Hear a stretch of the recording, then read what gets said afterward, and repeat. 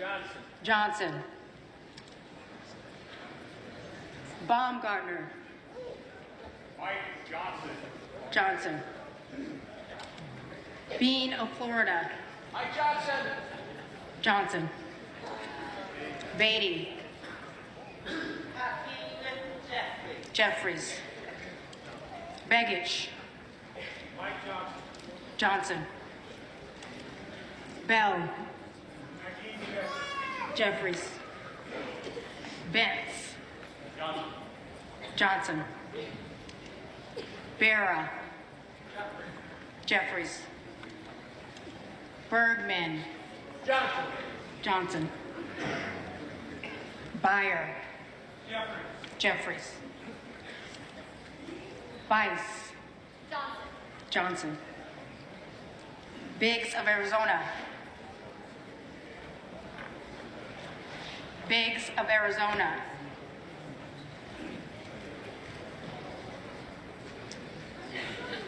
Biggs of South Carolina. President Trump's endorsed candidate, Mike Johnson. Johnson. Bilirakis. Johnson. Bishop. Jeffries. Bogert. Let us now, Mr. Speaker, Mike Johnson. Johnson. Bonamici. Hakeem Jeffries. Jeffries. Bost. Johnson. Boyle of Pennsylvania. Jeffries. Rakeen. Johnson. Bresnahan. Johnson. Brown. Jeffries. Brownlee. Jeffries. Buchanan. Johnson.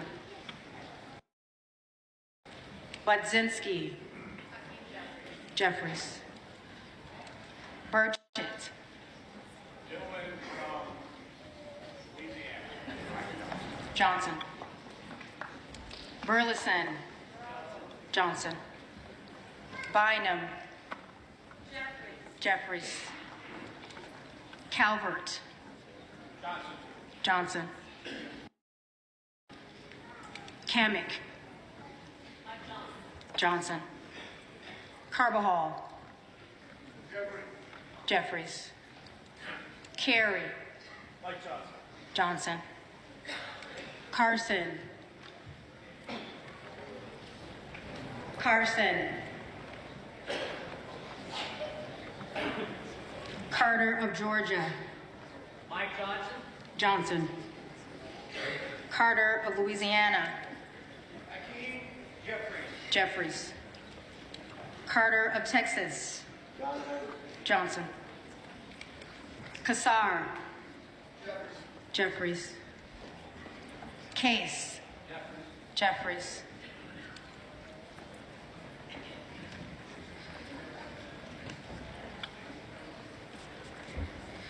Caston. Jeffries. Castor of Florida. Jeffries. Castro of Texas. Jeffries. Shifferless McCormick. Jeffries. Chu.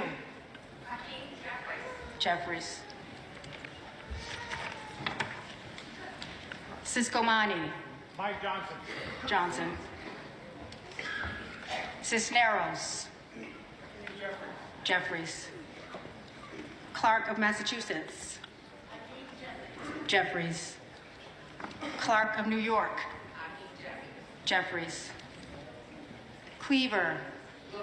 Jeffries. Klein. Johnson.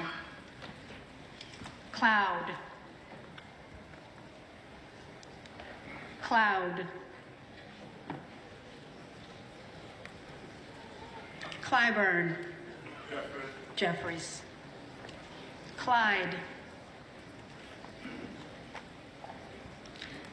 Clyde. Cohen. Jeffries. Cole. Johnson. Collins. Mike Johnson. Johnson.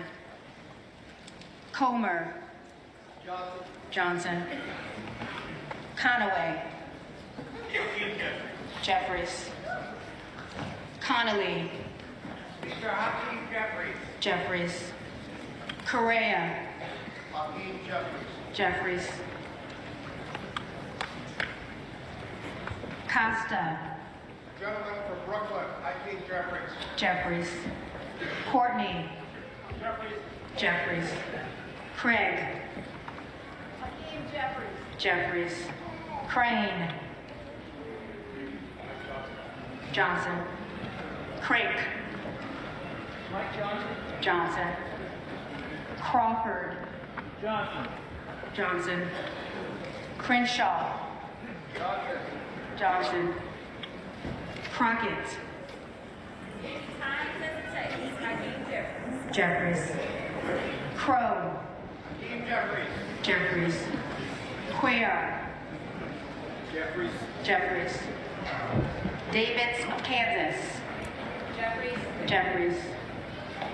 Davidson. Mike Johnson. Johnson. Davis of Illinois. Jeffries. Davis of North Carolina. Jeffries. Jeffries. Dean of Pennsylvania. Jeffries. DeGette. Jeffries. Jeffries. De La Cruz. Mike Johnson. Johnson. DeLauro. Hakeem Jeffries. Jeffries. Delvede. Hakeem Jeffries. Jeffries. Deluzio. Jeffries. Jeffries. DeSange. Jeffries. Desjardins. Johnson. Johnson. Dexter. Hakeem Jeffries. Jeffries. Diaz-Balart. Johnson. Johnson. Dingle. Hakeem Jeffries. Jeffries. Duggett. Jeffries. Donalds. Johnson. Johnson. Downing. Mike Johnson. Johnson. Dunn of Florida. Johnson. Johnson. Edwards. Mike Johnson. Johnson. Alfred. Hakeem Jeffries. Jeffries. Elsie. Johnson. Johnson. Emmer. Johnson. Johnson. Escobar. Jeffries. Jeffries. Espaillat. Hakeem Jeffries. Jeffries. Estes. Mike Johnson. Johnson. Evans of Colorado. Mike Johnson. Johnson. Evans of Pennsylvania. Jeffries. Jeffries. Ezel. Mike Johnson. Johnson. Fallon. Fourth District of Texas votes strongly for Mike Johnson. Johnson. Fedorchak. Mike Johnson. Johnson. Feenstra. Johnson. Johnson. Fields. Jeffries. Jeffries. Figures. Jeffries. Jeffries. Finstad. Johnson. Johnson. Fishbach. Johnson. Johnson. Fitzgerald. Mike Johnson. Johnson. Fitzpatrick. Mike Johnson. Johnson. Flashman. Mike Johnson. Johnson. Fletcher. Jeffries. Jeffries. Flood. Johnson. Johnson. Fung. Mike Johnson. Johnson. Foster. Jeffries. Fushi. Jeffries. Fox. Johnson. Lois Frankel. Jeffries. Scott Franklin. Johnson. Friedman. Jeffries. Frost. Jeffries. Jeffries. Fry. Johnson. Johnson. Fulcher. Mike Johnson. Johnson. Garamendi. Jeffries. Jeffries. Garbarino. Johnson. Johnson. Garcia of California. Jeffries. Jeffries. Garcia of Illinois. Jeffries.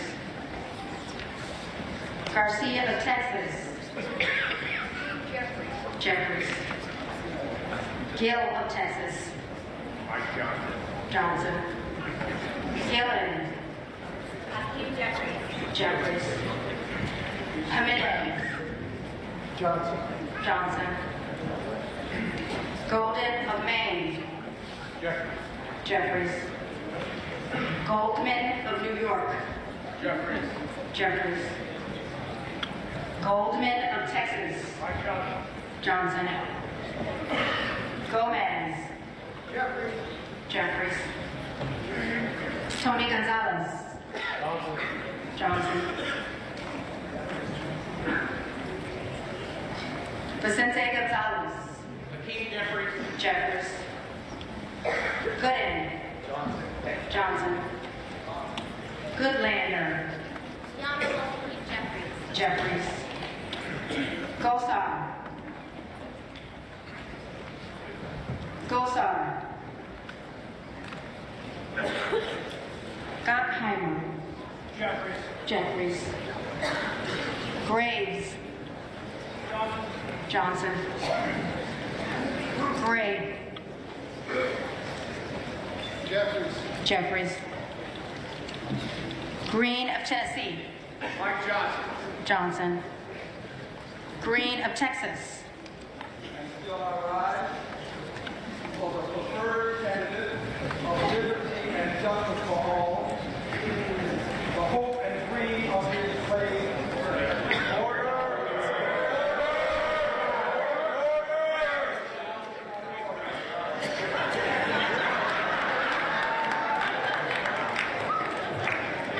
The gentleman may respond by surname. The hope and dream of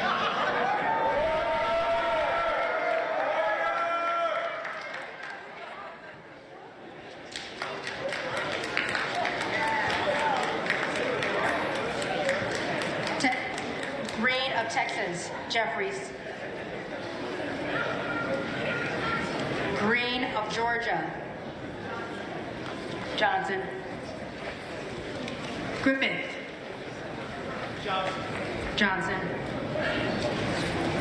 Grijalba. Jeffries.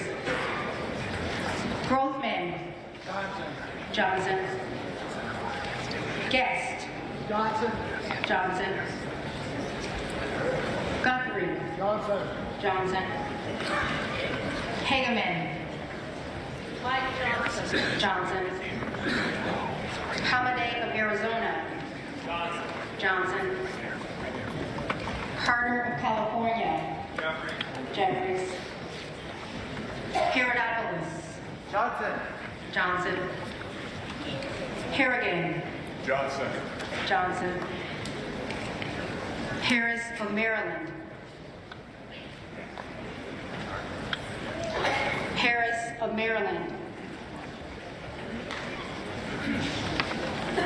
Harris of North Carolina. Mike Johnson. Johnson. Harshbarger. Johnson. Hayes.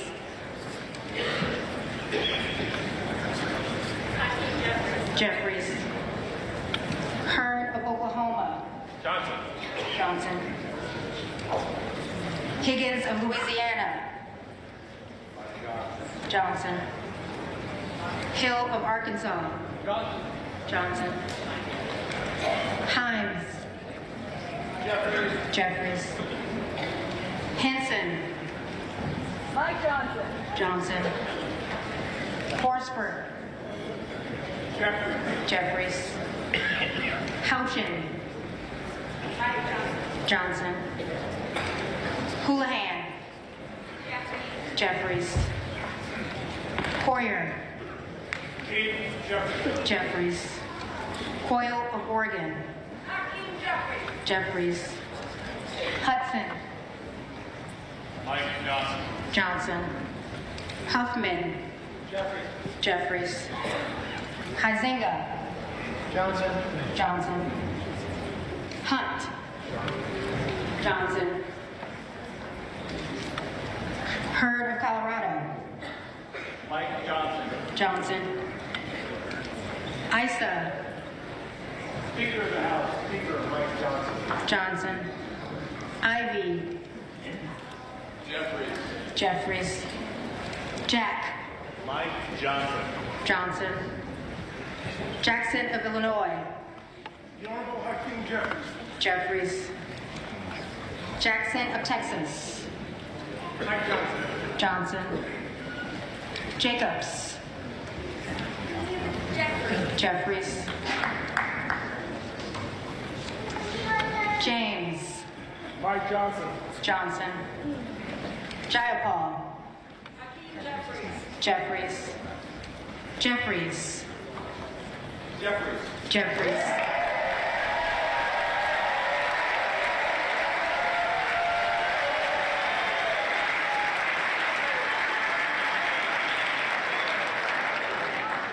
Johnson of Georgia.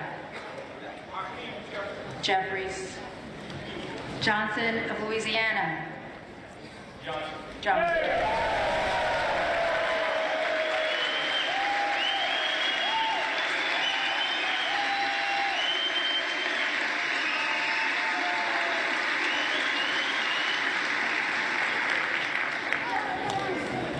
Johnson of South Dakota. Johnson. Johnson of Texas. Jeffries. Jordan. Johnson. Joyce of Ohio. Johnson. Joyce of Pennsylvania. Mike Johnson. Johnson. Kim Lagerdove. Hakeem Jeffries. Jeffries. Captor. Jeffries. Kane. Johnson. Keating. Jeffries. Kelly of Illinois. Jeffries. Kelly of Mississippi. Johnson. Kelly of Pennsylvania. Johnson. Kennedy of New York. Jeffries. Kennedy of Utah. Johnson. Kana. Jeffries. Kiggins of Virginia. Johnson. Kylie of California. Johnson. Kim. Johnson. Knott. Mike Johnson. Johnson. Krishnamurthy. Jeffries. Kustoff. Johnson. LaHood. Johnson. LaLota. Mike Johnson. Johnson. LaMalfa. Born on Friday. Mike Johnson. Johnson. Lanceman. Hakeem Jeffries. Jeffries. Langworthy. Johnson. Larson of Washington. Jeffries. Larson of Connecticut. Jeffries. Latimer. Jeffries. Latta. Johnson. Lawler. The Honorable Mike Johnson. Johnson. Lee of Florida. Johnson. Lee of Nevada. Jeffries. Lee of Pennsylvania. Jeffries. Ledger Fernandez. And we're elected Hakeem Jeffries. Jeffries. Letlow. Johnson. Johnson. Levin. Hakeem Jeffries. Jeffries. Ricardo. Hakeem Jeffries. Jeffries. Liu. Hakeem Jeffries. Jeffries. Lofgren. Jeffries. Loudermilk. Johnson. Johnson. Lucas. Johnson. Johnson. Luna. Magna Mike Johnson. Johnson. Latrell. Johnson. Lynch. Jeffries. Jeffries. Mace. Mike Johnson. Johnson. McKenzie. Mike Johnson. Johnson. Magaziner. Hakeem Jeffries. Jeffries. Maliotakis. Johnson. Malloy.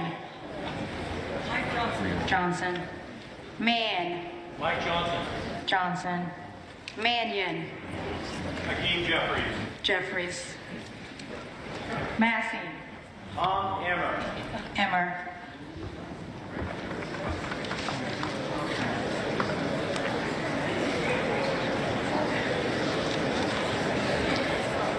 Mast. Mike Johnson. Johnson. Matsui. Hakeem Jeffries. Jeffries. Macbeth. Jeffries. McBride. Jeffries. McCall. Johnson. Johnson. McLean. Mike Johnson. Johnson. McLean Delaney. Jeffries. McClellan. Hakeem Jeffries. Jeffries. McClintock. Johnson. McCullum. Jeffries. Jeffries.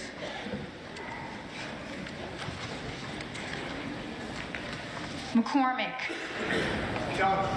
Johnson. McDonald Rivet. Hakeem Jeffries. Jeffries. McDowell. Mike Johnson. Johnson. McGarvey. Hakeem Jeffries. Jeffries. McGovern. Jeffries. Jeffries. McGuire. President Trump won in the electoral vote. I'm proud to represent Mike Johnson. Johnson. McIver. Hakeem Jeffries. Jeffries. Meeks. Hakeem Jeffries. Jeffries. Menendez. Jeffries. Jeffries. Mang. Hakeem Jeffries. Jeffries. Messmer. Mike Johnson. Johnson. Muser. Mike Johnson. Johnson. Mfume. Hakeem Jeffries. Jeffries. Miller of Illinois. Johnson. Miller of Ohio. Mike Johnson. Johnson. Miller of West Virginia. Mike Johnson. Johnson. Miller Meeks. The Honorable Representative and Speaker of the House, Mike Johnson. Johnson. Mills. Johnson. Min. Hakeem Jeffries. Jeffries. Molinar. Johnson. Moore of Alabama. Mike Johnson. Johnson. Moore of North Carolina. Mike Johnson. Johnson. Moore of Utah. Steve Johnson. Johnson. Moore of Wisconsin. Hakeem Jeffries. Jeffries. Moore of West Virginia. Mike Johnson. Johnson. Moran. Mike Johnson. Johnson. Morelli. Jeffries. Jeffries. Morrison. Jeffries. Moskowitz. Moskowitz. Jeffries. Moulton. Jeffries. Jeffries. Mervan. Jeffries. Jeffries. Mullen. Jeffries. Jeffries. Murphy. Johnson. Johnson. Nadler. Hakeem Jeffries. Jeffries. Neal. Jeffries. Nagoose. Jeffries. Nails. Johnson.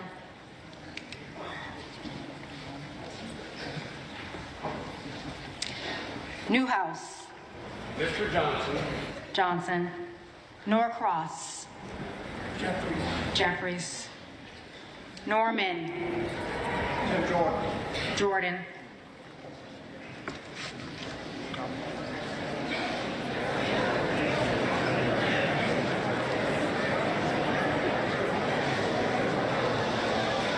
None of Iowa.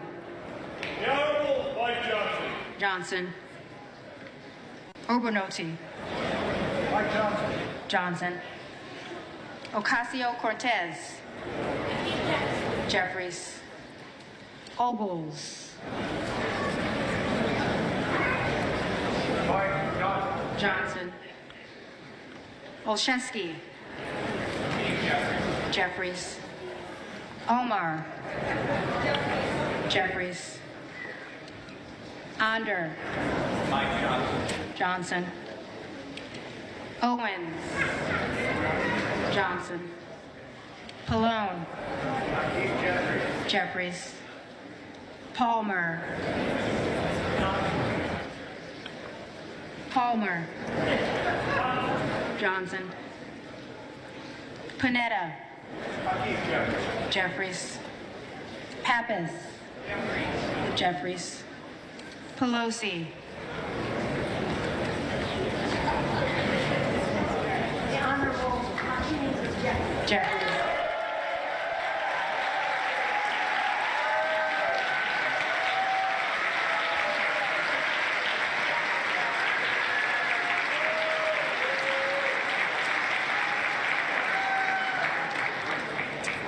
Perez. Jeffries. Perry. Johnson. Peters. Jeffries. Pedersen. Jeffries. Pfluger. Johnson. Pingree. Jeffries. Pocan.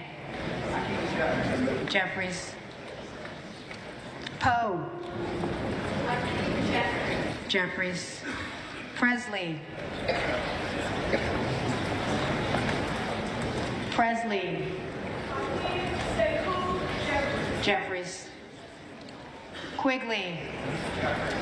Jeffries. Ramirez.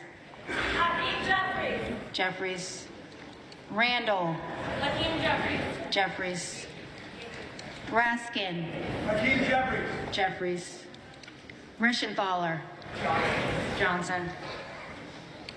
Riley of New York. Virginia University's Hakeem Jeffries. Jeffries. Rivas. Jeffries. Rogers of Alabama.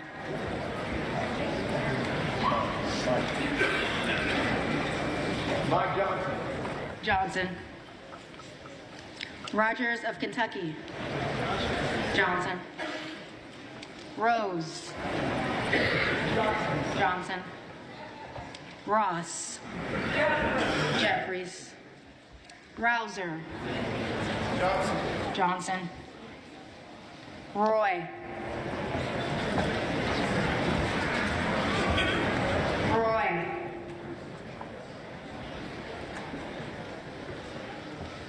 Ruiz. Jeffries. Ruley. Johnson. Rutherford. Johnson. Ryan. Jeffries. Salazar. Johnson. Salinas. Jeffries. Sanchez. Sanchez. Jeffries. Scalise. Johnson. Scanlon. Jeffries. Schakowsky. Jeffries. Schmidt. Johnson. Schneider. Jeffries. Skolton. Jeffries. Schreier. Jeffries. Schweikert. Johnson. Austin Scott. Johnson. David Scott. Jeffries. Scott of Virginia. Jeffries. Self. Donalds.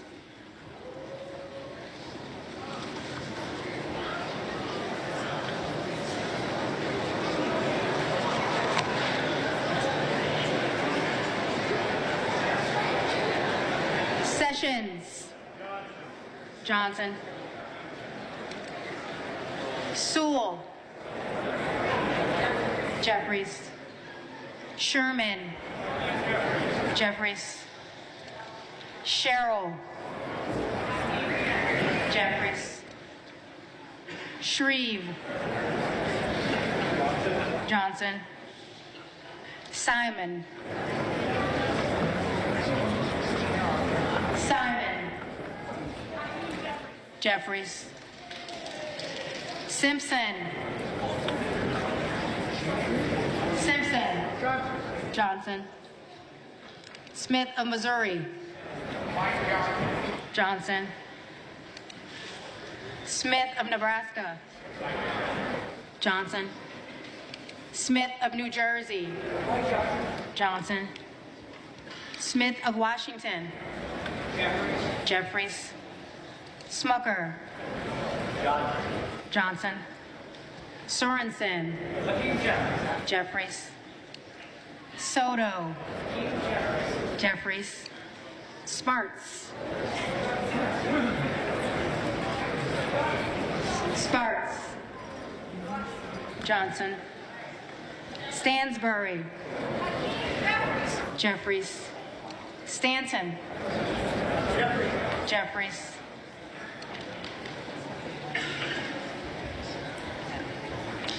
Stauber. Johnson. Stefanik. Johnson. Style. Johnson. Stubbe. Johnson. Stevens. Jeffries. Strickland. Jeffries. Strong. Johnson. Stutzman. Johnson. Subramaniam. Jeffries. Suozzi. Jeffries. Swalwell. Jeffries. Sykes. Jeffries. Tucano. Jeffries. Taylor. Johnson. Tenney. Johnson. Tanadar. Jeffries. Thompson of California. Jeffries. Thompson of Mississippi. Jeffries. Thompson of Pennsylvania. Johnson. Tiffany. Johnson. Timmons. Johnson. Titus. Jeffries. Talib. Jeffries. Takuda. Jeffries. Tonko. Jeffries. Torres of California. Jeffries. Torres of New York. Jeffries. Trahan. Jeffries. Tran. Jeffries. Turner of Ohio. Johnson. Turner of Texas. Jeffries. Underwood. Jeffries. Valadeo. Mike Johnson. Johnson. Van Drew. Johnson. Johnson. Van Dyne. Johnson. Van Orden. Mike Johnson. Johnson. Vargas. Hakeem Jeffrey. Jeffries. Vasquez. Hakeem Jeffrey. Jeffries. VC. Jeffries. Jeffries. Velasquez. Jeffries. Vindman. Jeffries. Jeffries. Wagner. Johnson. Wahlberg. Johnson. Johnson. Waltz.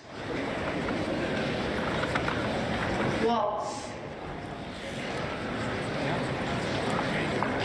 Wasserman Schultz. Jeffries. Waters.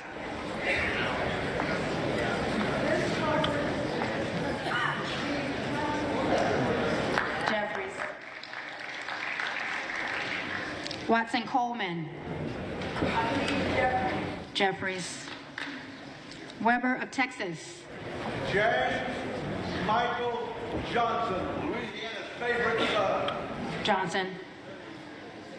Webster of Florida. Johnson. Westerman. Johnson. Whitesides. Jeffries. Jeffries. Weed. Mike Johnson. Johnson. Williams of Georgia. Jeffries. Williams of Texas. Johnson. Wilson of Florida. Jeffries. Wilson of South Carolina. Johnson. Whitman. Mike Johnson. Johnson. Womack. Johnson. Johnson. Yackham. Johnson. Johnson. Zinke. Michael Johnson. Johnson.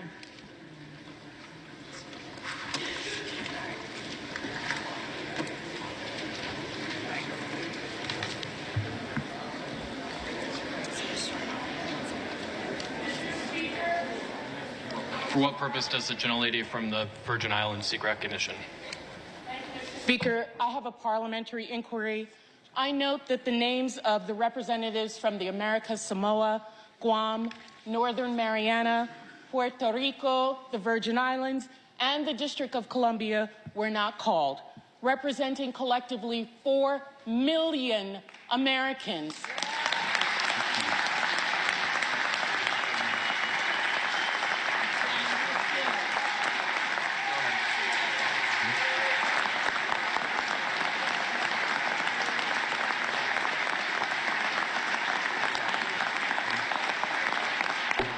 Mr. Speaker, collectively the largest per capita of veterans in this country. Does the gentlelady have a parliamentary I asked inquiry? why they were not called. Have some respect. It's not going to take... Gentlelady is recognized. I asked why they were not called from the parliamentarian, please. Delegates-elect and the resident commissioner-elect are not qualified to vote. Representatives-elect are the only individuals qualified to vote in the election of a speaker. As provided in Section 36 of the House Rules and Manual, the speaker is elected by a majority of the members-elect voting by surname. Thank you, Mr. Speaker. This body and this nation has a territories and a colonies problem. What was supposed to be temporary has now effectively become permanent. We must do something about this problem so that these 4 million... But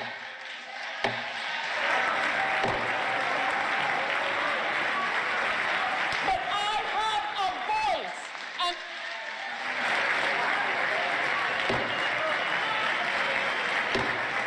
House of Honorable.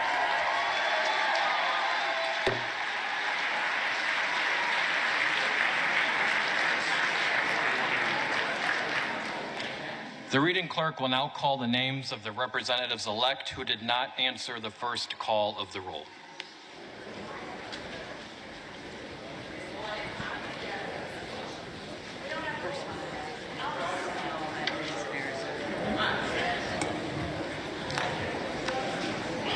Biggs of Arizona.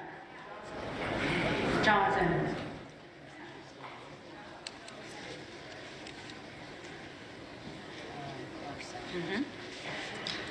Carson. Jeffries.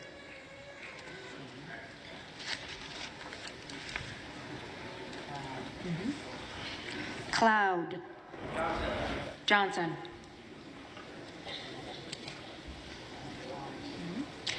Clyde.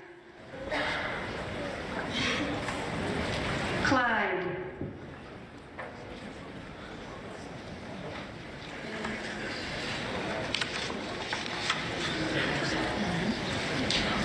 Gosar.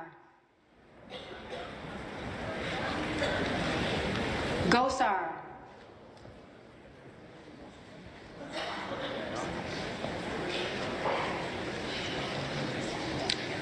Harris of Maryland. Johnson.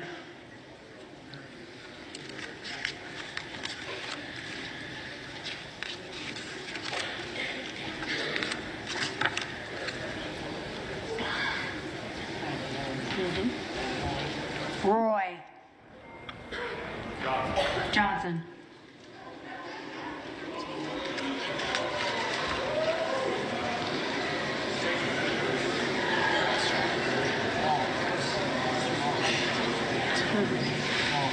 Waltz. Johnson.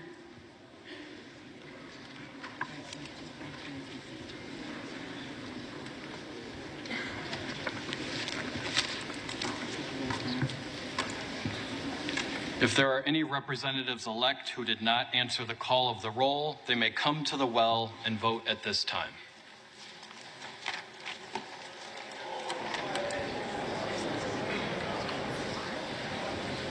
Just stand right there. Just say Clyde. Just say Clyde. Just Clyde.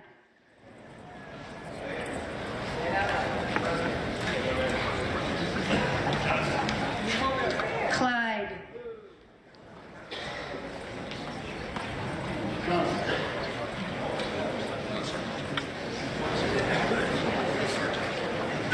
Gosar. Johnson.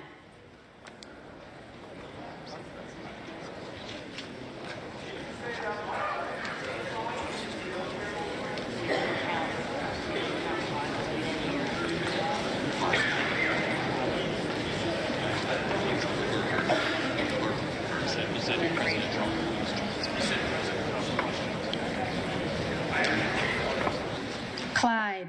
Johnson.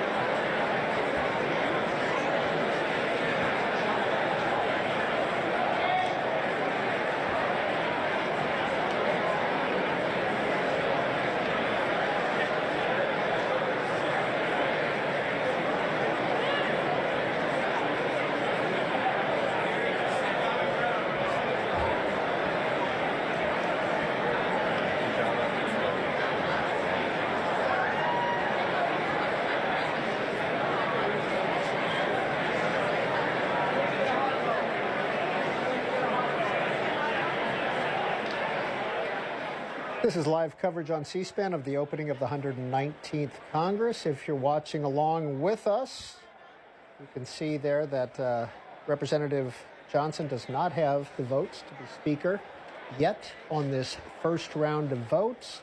The tally, 216 for Johnson, 215 for Jeffries, 3 for others. That adds up to 434. Matthew Green is a professor of politics at Catholic University. He is with us, and I'd love to show those 4 pages of math that you have been doing throughout this vote count. What happened? Well, we knew that there were some Republicans who were unhappy with Johnson and talked about, if not voting against him, voting present or not voting. We knew Tom Massey of Kentucky definitely was not going to vote for Johnson.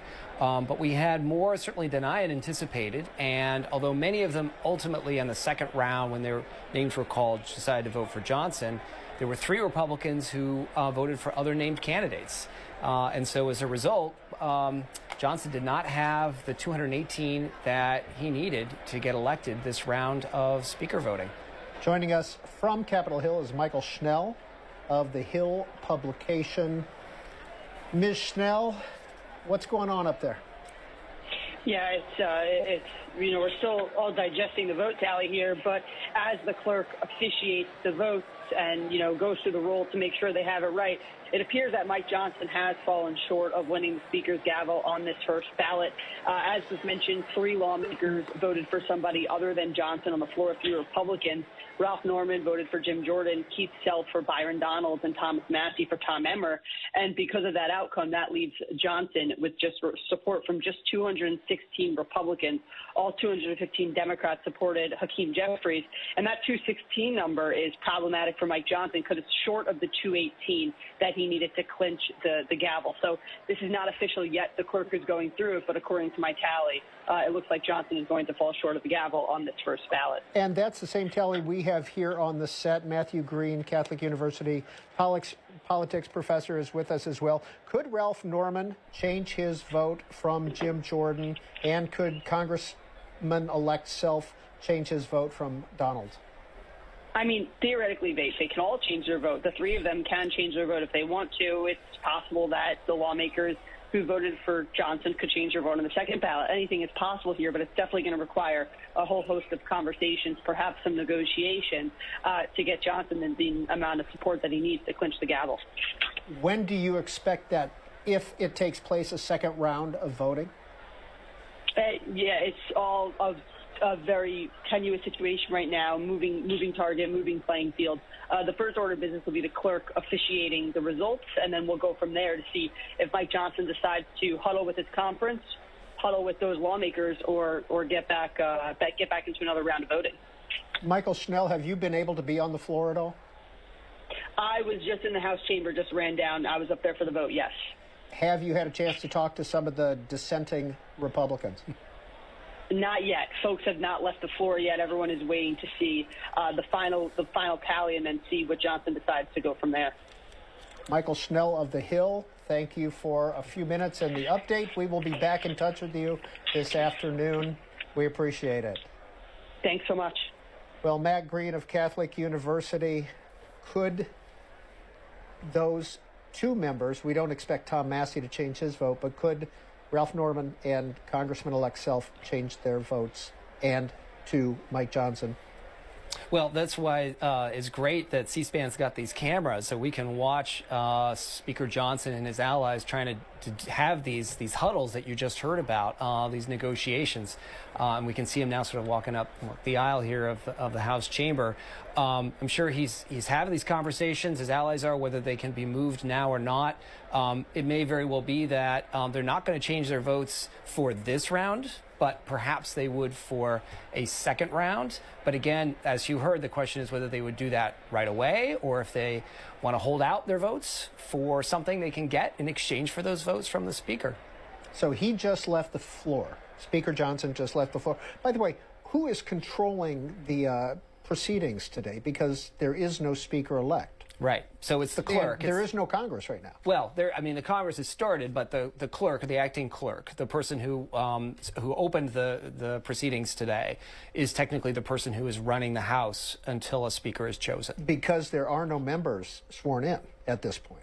Right. They're members-elect at this point. They haven't been sworn in, but more importantly, we don't have a speaker. And so until that happens, the highest-ranking officer of the House, who is the clerk, is in charge. Now, you were doing a lot of math. Do you mind holding up those sheets? I just want people to see what was going on during the vote count, because we had lots. Here, why don't you give them to me, and I'm going to just show these underneath my camera here, just to give you a sense of what kind of math was going on while this was happening. And you can see here all sorts of math as more members changed or didn't change or didn't vote, et cetera, et cetera. 6 people held out. Or 6 Republicans held out, or 7, and all ended up voting for Mike Johnson. What's the strategy there? Right. So 7 just did not respond when their name was called. They chose not to vote. And there were, a couple possibilities here. One, as this was happening, was that they just didn't want to vote for Johnson, but didn't want to vote for anybody else. So they didn't care if that meant that Johnson would get to be Speaker or not. The other possibility was that they were doing it to make a point, to say that you need our votes to get elected Speaker. We will eventually vote for you, but by doing this, we're making you sweat a little bit and show that we matter and you need to listen to us as this 119th Congress proceeds. As it turned out, they all did end up voting for Johnson. But it wasn't enough because you had these 3 who voted for other candidates and did not change their votes. Norman, and Self. Mm-hmm. That's right. Okay. And at this point, what do you expect to happen next? Well, this is where the process of negotiation comes in, just as we saw 2 years ago when Kevin McCarthy was unable to get an absolute majority when he was running for Speaker in January of 2023. The question is whether those negotiations, as we heard earlier, those discussions are happening now, or whether or not, or if they're going to happen at a later point. And it kind of depends on the politics of the moment, what these members, what they want, why they voted the way they did, whether they're open to negotiation, and if so, what it is they want in exchange for those votes. Matthew Green, often people are promised the first round. I will support you on the first round. Does that mean that some of the questionable votes, people who were maybe not in total support of Mike Johnson to be Speaker, could change their vote on the second round? And further muddle this process? That is certainly possible. Johnson and his team hopefully were doing the things that a strong leader does when they have a good whip operation, which is they look and see what kind of commitment they're getting. And if it's someone saying, I will vote for you, period, that means something else than I'll vote for you the first time. And if there are folks who said, I'll vote for you the first time, they need to also be talking to them, as well as the folks, the 3 who wouldn't vote for Johnson in the first ballot. It's ironic, maybe, that the 3 other votes, Tom Emmer, Jim Jordan, and Byron Donalds, all supported Speaker Johnson. Mm-hmm. That's happened before. And it's also interesting that they either are in leadership or in leadership positions as well, as opposed to, outsider, first-time members kind of thing. But, whoever they choose in some ways is irrelevant, because the point is they didn't choose not to vote or vote present. They chose to vote for another candidate, which changed the math. And in this case, made it so Johnson, as of right now, does not have the votes to be Speaker. When Pete Aguilar nominated Hakeem Jeffries, he said, from the party that governs. Mm-hmm. And you kind of laughed. What was that? Well, one way of thinking about the way that any legislative body works, including the House, is what is the majority? And you can look at the majority in terms of just party affiliation and say, in this case, well, Republicans have more seats, so they're the majority. But there's other kinds of majorities as well. So one kind of majority is a procedural majority, which is, do you have the ability to control the agenda, to decide what comes to the floor? Another is a policy agenda. Do you have a majority to pass the things that you want? And I think what he was referring to was what we saw quite a bit in the previous Congress, which is even though Republicans had a numerical majority, they had more Republicans than Democrats who were in the House, there weren't enough willing to vote with the party on some key issues issues involving the agenda or involving legislation, and they would often have to turn to Democrats to get the votes they needed. So I think what he's saying there is, look, you may have more people, there are more people on your side than our side, but you have more people willing to defect. And so you're going to have to come to us when it comes to things that really, really matter. All right, we were just seeing Steve Scalise, the majority leader, and Tom Emmer is the majority whip, correct? The Republican whip. The whip has confirmed that there will be another vote.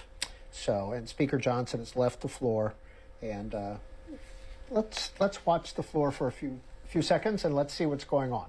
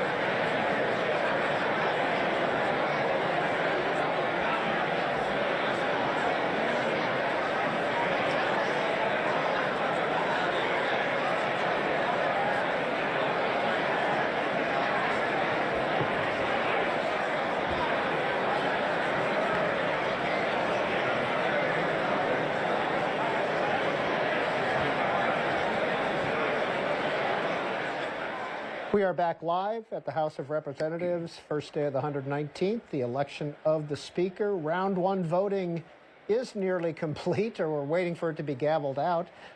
Tom Massey, Marjorie Taylor Greene, Professor Matthew Greene is here on the set with us. Professor Greene, what do you see in that picture? That's a great shot of two members of the House Republican Conference who have a tradition of causing trouble and pushing back against party leaders from time to time. In this case, one of them did vote for Mike Johnson for Speaker, but the other did not. And is Tom Massey, is there any lobbying that can be done, in your view, to Tom Massey to get him? This is something that's going on the floor, and I can't speak for Massey, but I will say he has a tradition of being a sort of a lone gun, if you will, and doing his own thing. And he has said early and often he would not vote for Johnson, which certainly suggests that he is not open to persuasion. But, who knows? The fact that this is happening after the last Speaker election, Kevin McCarthy, 15 rounds or so before he got elected. Yep.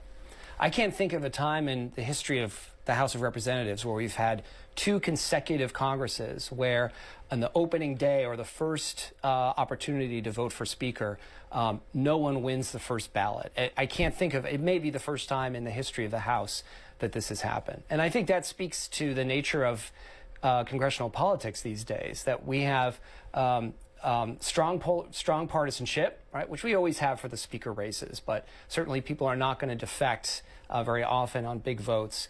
But you also have division. You have division, especially within the Republican Party. And in fact, really since 2011, with one exception, we have had every vote for Speaker has had at least one defector from one or both of the parties. The only exception to that was the election for Johnson in the fall of 2023. So in some ways we're returning to form, but the fact that they couldn't even reach a majority, the majority party's candidate couldn't reach a majority on the first ballot on the first day of the opening house, and for 2 consecutive Congresses is really remarkable. If you were a Democrat on the floor right now, how would you be feeling? Well, Democrats would obviously prefer to be in the majority than the minority, but given that, I think they are thinking this is, again, just as Congressman Aguilar said, a sign that there's going to be a lot of opportunities for them to have influence because the majority party is going to have trouble governing. Let's return to the House floor.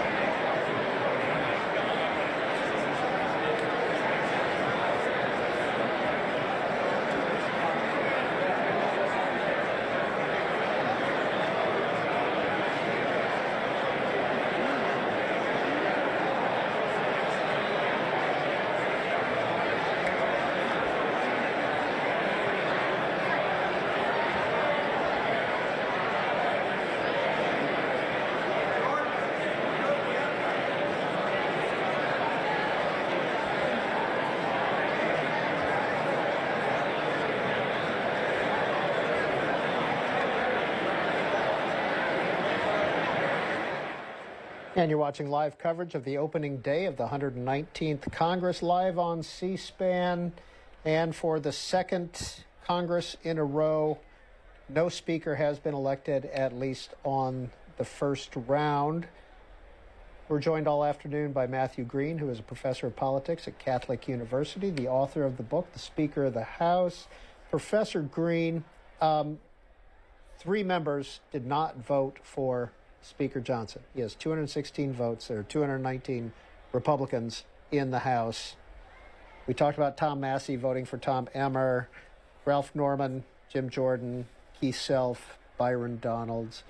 This vote has not been called yet, though. Could they change their mind? Right. Well, I mean, I suppose that could be part of the conversation that's happening in the cloakroom or somewhere in the Capitol, that maybe get them to change their votes. But it seems more likely to me that they would just have a second round of voting, and in some ways, it's not really much of a difference either way, right? Either they call this and say he didn't get chosen on the first ballot, but if they can persuade them to vote differently on the second ballot, he'll still be speaker, and eventually people may even forget about this.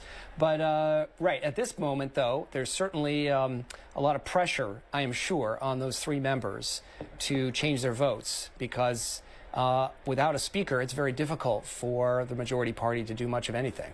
And this first vote, has not been called yet, correct? As far as I can see, that's right. It has not been called. What does that mean? What's the significance of that? It's hard to say. I don't really know what's happening at this point. Could just be that they're triple checking their numbers. It could be that there is some expectation that someone will change their vote. These 2 of these 3 will change their vote. I don't know, to be honest. Well, it was 2 years ago that we went 15 rounds and a couple of days. Now, January 6th is the counting of the accreditation of the electoral votes in Congress. Is there any chance that that could push if there is no speaker elected? Well, they have to do that. They have to do the count on that day. They're required to do so. That's January 6th is the day that it has to happen. Constitutionally to do it then. So on the one hand, that puts that really endangers.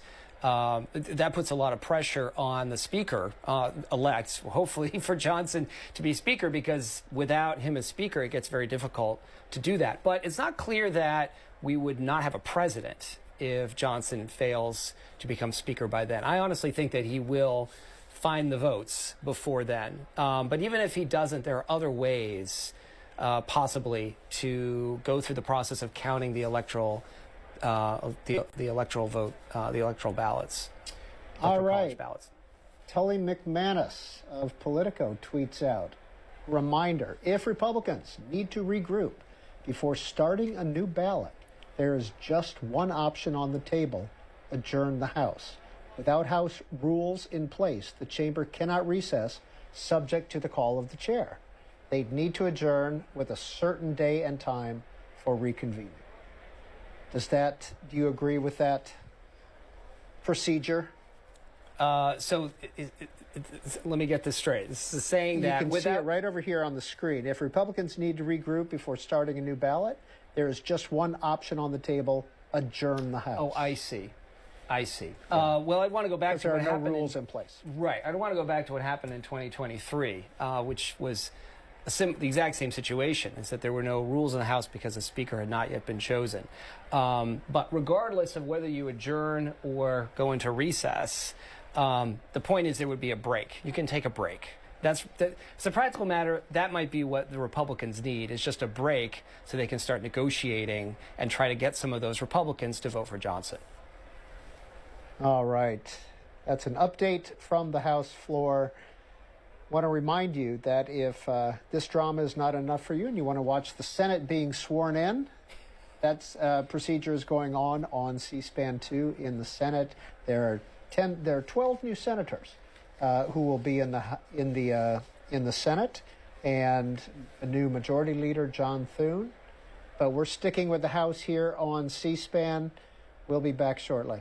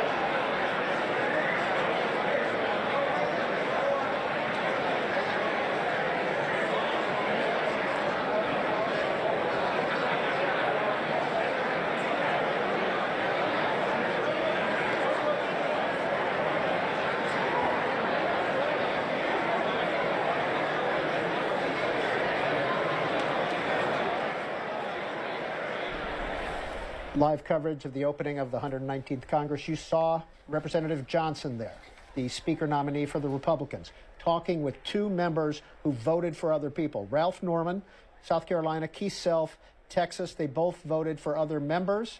They're gathered there in the corner. Matt Green, Catholic University professor, what does this mean? These are the conversations that have to happen for Johnson to get the votes he needs. He needs these two votes to win, doesn't he? Right. Assuming he can't get Massey, he needs those two. He's not going to get Massey. I think we can probably call that off the table. It seems extremely unlikely, yes. There he goes with Keith Self and Ralph Norman, the three of them, right? There they go. Okay. That's Ralph Norman in the lead, who was not expected to not vote for Mike Johnson. And Keith Self was kind of a bit of a surprise, too, wasn't he? He wasn't on our list of to watches. They're leaving the floor. With the speaker, right? Yep. There they go. All right. And again, to remind viewers, the gavel has not come down on the first vote. So it is still open. These two could change their mind, and he needs both of their votes. The vote count is currently 216 for Mike Johnson, 215 for Hakeem Jeffries, 3 for others. Tom Massey, Ralph Norman, Keith Self, all voted for another individual, and Mike Johnson needs 2 of 3 of those to be elected Speaker on the first vote. Am I correct in my math? I believe that's correct. He needs 218. And he's at 216. Right. If those 3 who voted for someone else will vote for a named candidate in the next round, then it's still 218, so he'll need 2 of those 3. And we just saw the 3 gentlemen, Ralph Norman, Keith Self, and Mike Johnson, walk off the floor. Mm-hmm. So those conversations are happening. There's negotiations going on. Would love to be in that room. Well, I'll tell you, the reason we have are able to get some of these shots that we're getting is because C-SPAN cameras are on the floor. The Speaker has allowed C-SPAN cameras to be at the opening of the Congress. Usually we do not control the cameras. They're controlled by the House of Representatives. But today we have that option. There's Tom Massey and Marjorie Taylor Greene chatting on the floor as well. Tom Massey, is there any chance that he would change his vote? I see he is not part of the group of 3 that went off the floor. Well, I suppose that's pretty telling. He's not in the conversation. So it doesn't bode well for him changing his vote. Again, anything is possible, but it seems, again, based on what he's said publicly for quite some time, he is a hard no on Speaker Johnson. Thanks for sticking with us. We're going to be here and throughout this vote and potentially into the next one. And at the end of all this, we hope to hear from you and get your views on the opening day of the 119th Congress. Live coverage on C-SPAN.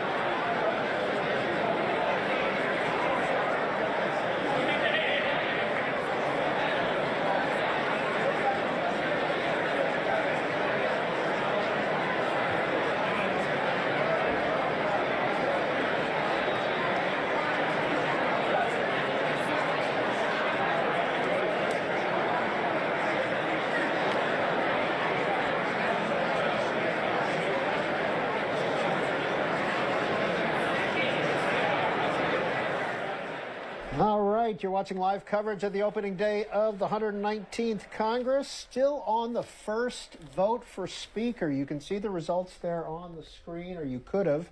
It was 216 for Mike Johnson, 215 for Representative Jeffries. 3 Republicans voted for somebody else. And as we await either for the gavel to come down and the second vote to start, or some members to change their minds, we want to take some phone calls and hear your voices on what you've seen so far the opening day. 202 is the area code for all of our numbers. 748-8000 for Democrats, 748-8001 for Republicans, 748-8002 for Independents. We'll begin taking those calls in just a minute. We also have on the set with us Matthew Green. He's a politics professor at Catholic University, the author of the book, The Speaker of the House. You've written a couple of other books as well, haven't you? Mm-hmm. Yeah, so I wrote a book, Underdog Politics, about the minority party, and also a book about the House Freedom Caucus as well. And what did you say in that book? What was your conclusion? Well, there's a lot of things I say about them, but if I had to summarize it, I'd say that it explains why members would be willing to join forces and challenge their own party leaders, and it's a combination of factors. But the main thing is that even if they don't win votes, they gain other things, political wins, or even sometimes policy wins by doing that. All right, so we're at 216, 215. As the math is now, Mike Johnson needs 218 to be elected. Tom Massey voted for Tom Emmer. Ralph Norman voted for Jim Jordan. Keith Self voted for Byron Donalds. We just saw Mike Johnson and Ralph Norman and Keith Self walk off the floor of the House just a few minutes ago. We've been playing with the math here. All right. What's the latest scenario that you came up with? So remember that to be Speaker, you need more votes than anyone else, which is what Johnson has. But you also need an absolute majority of all the votes cast for a named individual. So at this point, because everyone's voted for a named individual, Johnson needs 218 votes. But if those 3 Republicans, one of them decides, yes, I'll vote for Johnson, but the other 2 just can't bring themselves to do it, but one of those other 2 instead doesn't vote or votes present, then the denominator changes and Johnson needs 217 votes, not 218. And in so that one case, votes for Johnson. Mike one Johnson. More votes for Johnson, so one he goes votes to present. 217. 1 vote's present, and the other, probably Tom Massey, votes for a third candidate. Because that third person didn't vote or voted present, now Johnson, by my math, needs 217, not 218, and he would be elected Speaker. And the camera's been following Ralph Norman, Republican of South Carolina, around. He's the gentleman bent over having a conversation. So he is back on the floor. And there's Keith Self, the other of the 3, one of the 3 who voted for somebody else. Keith Self voted for his colleague, Byron Donalds, to be Speaker. So there's Ralph and Mike Johnson. Heading to the floor, heading to the well. Okay, there's Mike Johnson. Let's see. Let's just go ahead and watch.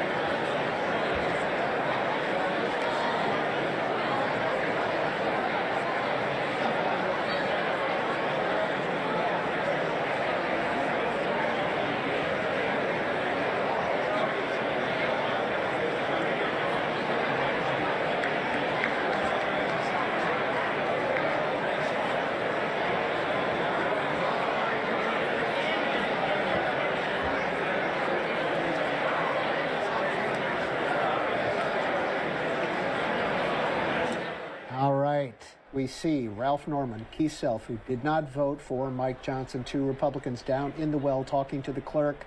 I'm not sure who was standing behind him, but Mike Johnson was down there with him just a minute ago. Mike Johnson was talking with Hakeem Jeffries.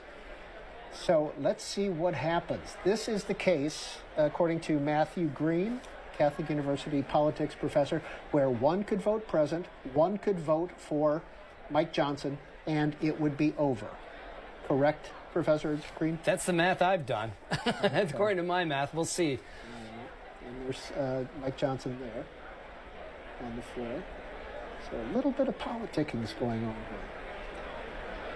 I think he's trying to shut this down on one vote because the first vote still has not been called. Correct. That's right. So perhaps they are there trying to change their vote.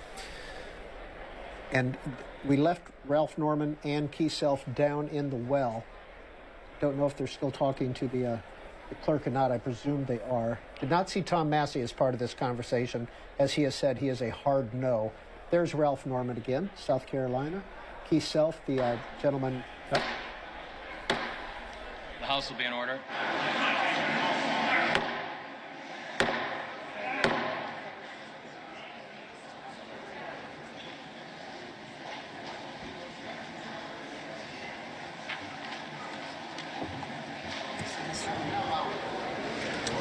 Mr. Norman is recorded as Jordan.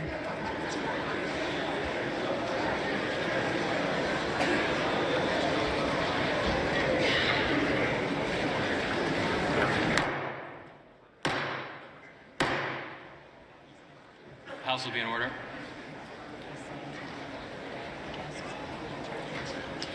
Mr. Norman Johnson.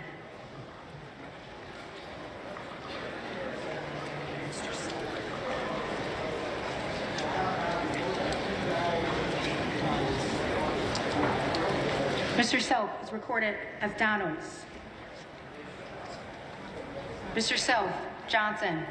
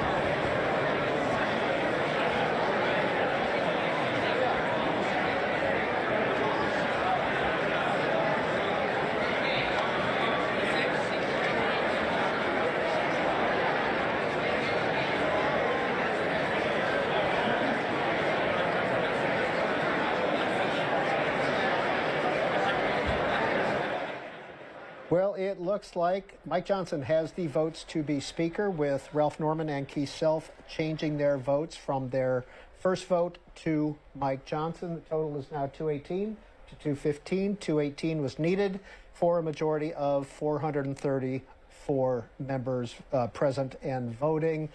Representative Tim Burchett is joining us by phone. He is a Republican from Tennessee. Congressman Burchett, what just happened on the floor of the House of Representatives? Well, you had 2 members.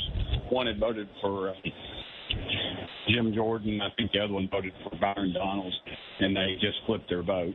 There was a question of whether the vote had been called or not, and so I guess they decided, the parliamentarians had not called the votes. But now Speaker Johnson is Speaker Johnson once again. On the first vote, we saw Mike Johnson, Keith Self, and Ralph Norman walk off the floor together in a trio. What was that conversation about? Do you know, Mr. Burchett? I would say it was where they wanted to be philosophically, and what they needed to get that vote. Now, you were on the list of questionables for Mike Johnson. I hate to characterize you, okay. but No. Is that a fair characterization? That's a very fair characterization. And I you prayed about it, and I figured out what I needed to do. Why did you support Mike Johnson on the first ballot? Because he's never lied to me, and I know where he's at philosophically. We just need to support him more in the conservative causes. And I think he's going to be a great speaker.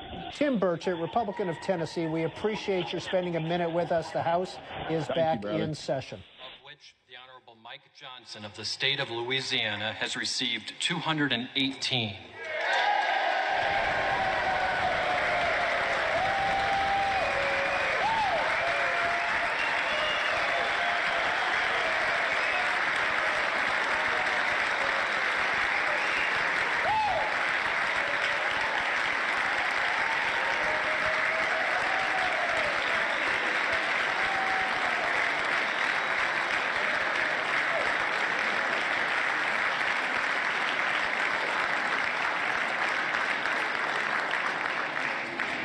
The Honorable Hakeem Jeffries of the state of New York has received 215.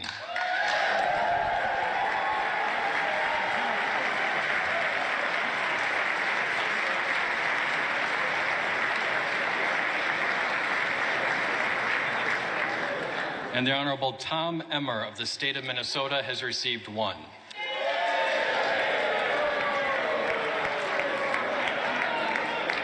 Therefore, the Honorable Mike Johnson of the state of Louisiana, having received a majority of the votes cast, is duly elected Speaker of the House of Representatives for the 119th Congress.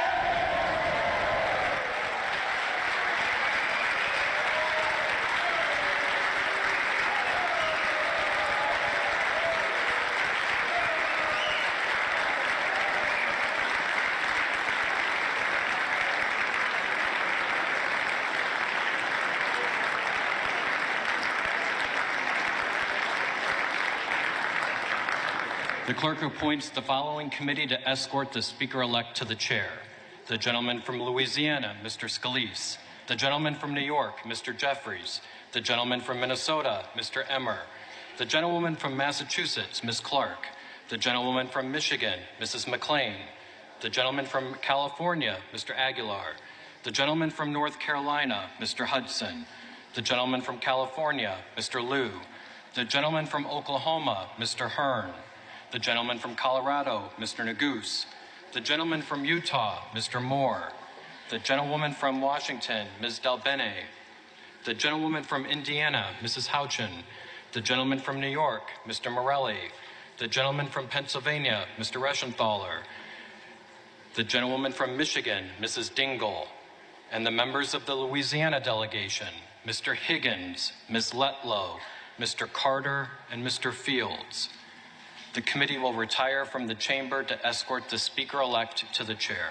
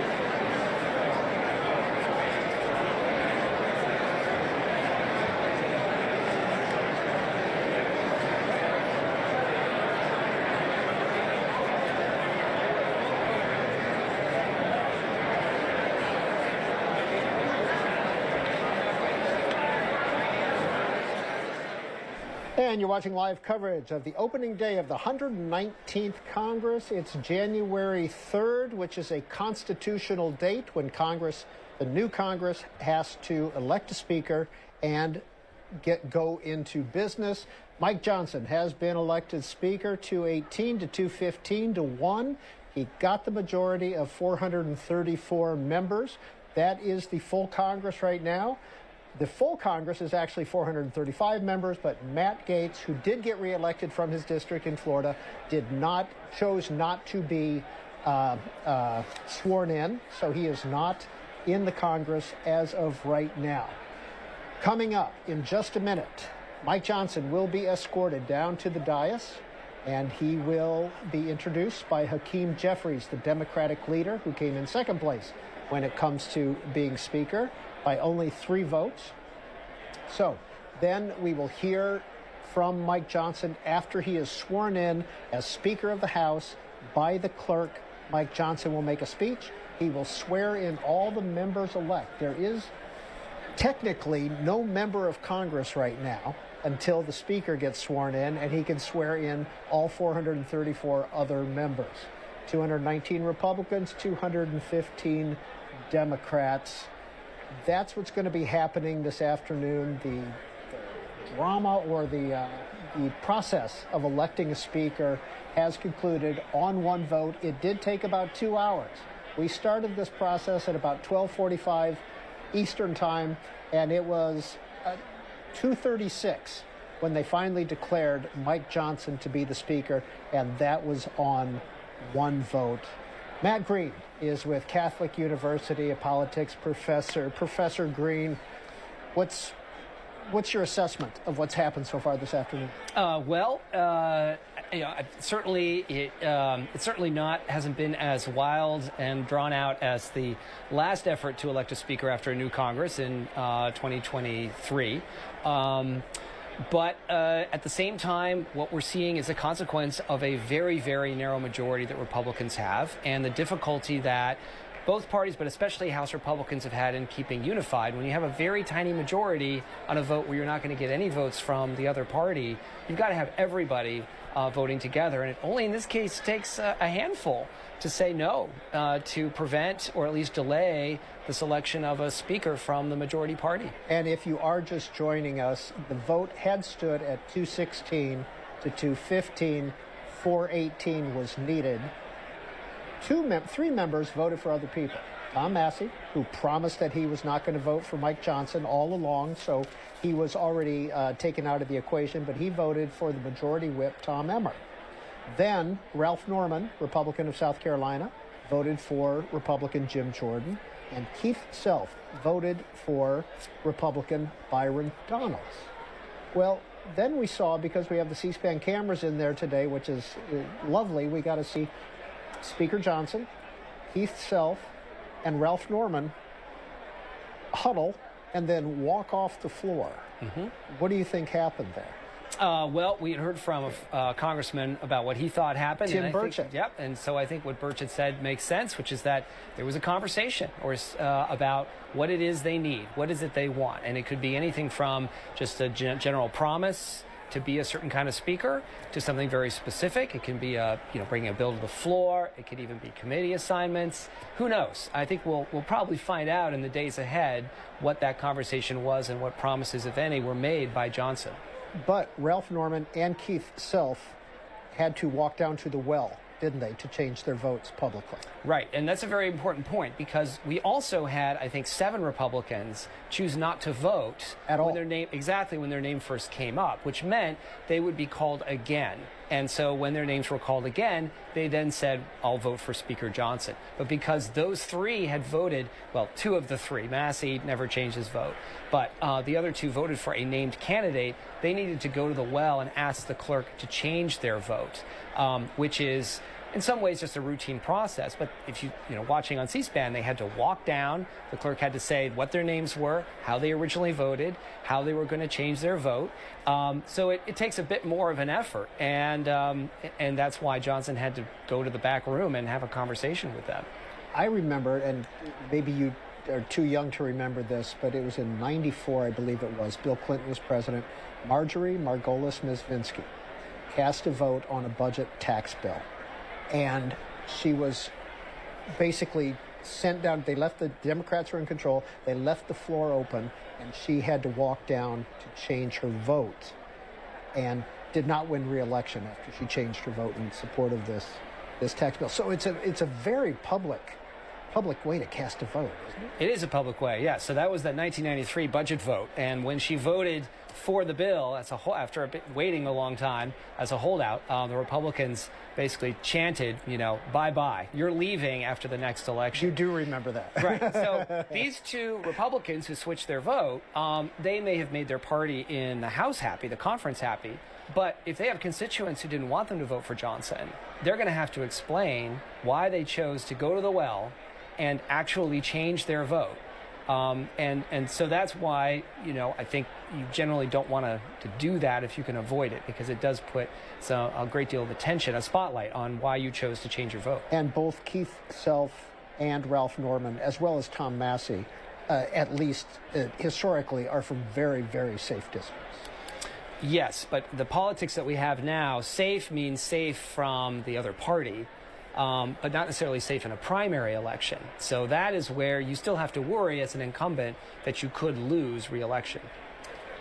Who was the longest-serving speaker? Do you know offhand? The longest-serving speaker was Sam Rayburn, who first became speaker in 1941 and then served off and on until his death in 1961. Democrat, Texas. Democrat from Texas. What was his special power? What was his ability? He had a lot of special powers, but he was a very good fit for the nature of the House and the Democratic caucus at the time. He was very good at negotiating. He was very good at sort of balancing the different wings of his party. He had a northern liberal wing and a southern conservative wing. Part of that was discussions and conversation. Part of it was making sure that the southern wing had sufficient influence in terms of sitting on committees and being chairs of committees.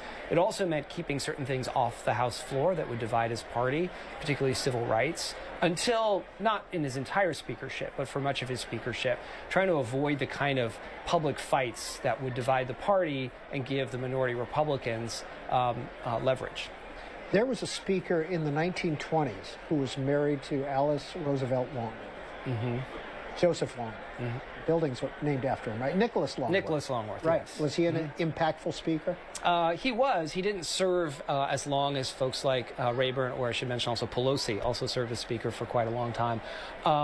But in terms of his ability to govern the House, he was fairly adept at it. He also, interestingly, was part of negotiations for a protracted battle for Speaker in the 1920s. Not his race for Speaker, but for, I believe it was Gillette was the Republican nominee, and there were a progressive bloc in the Republican conference who didn't want to vote for him. So he was part of the negotiations to try to get them successfully to vote for the Republican nominee. Well, there are 3 House buildings on the other side of the Capitol. We've talked about Mr. Rayburn. He has a building named after him, Mr. Longworth, and then Mr. Cannon. We'll find out about Mr. Cannon a little bit later.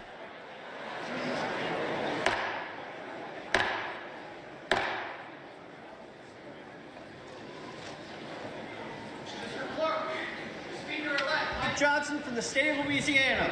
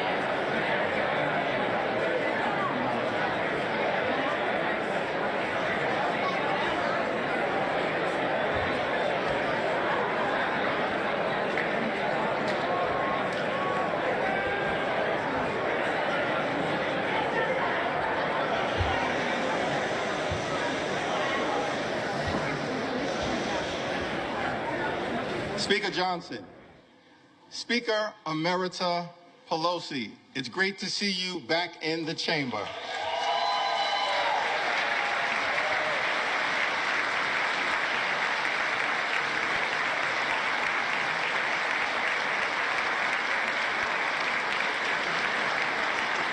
Whip Clark, Chairman Aguilar, thank you for your kind and generous words of nomination. To my colleagues in government, new members of Congress, families, friends, all those assembled.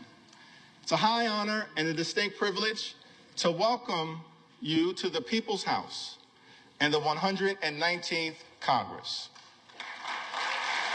The Bible teaches us in Ecclesiastes, the 3rd chapter, 1st verse, that for everything there is a season and a time for every matter under heaven. It's fair to say that in a democracy, there's a time to campaign and a time to govern. The election is over. This is a new Congress.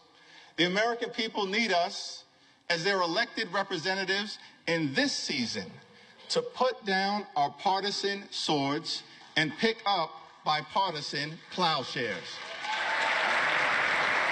It's time for us to come together, not as Democrats or Republicans, but as Americans, to get things done for the people. In that spirit, House Democrats will work hard to find bipartisan common ground with our Republican colleagues in the incoming administration on any issue, whenever and wherever possible, in order to make life better for everyday Americans. For far too long in this country, the cost of living has gone up, but the size of the middle class has come down. Housing costs are too high.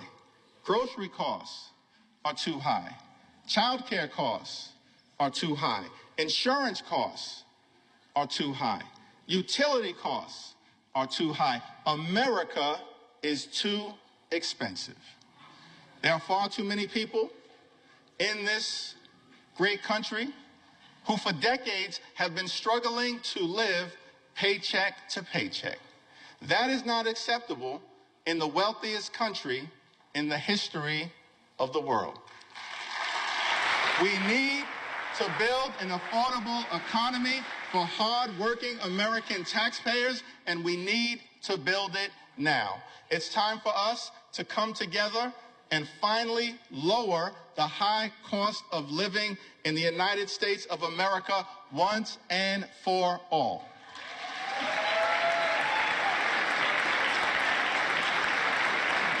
And we will work with anyone of any party to get that done. We will work with anyone to secure our borders, and we will work with anyone to fix our broken immigration system in a comprehensive and bipartisan manner. At the same period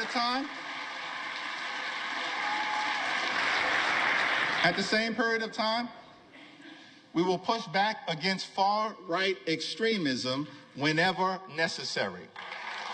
So let me be clear.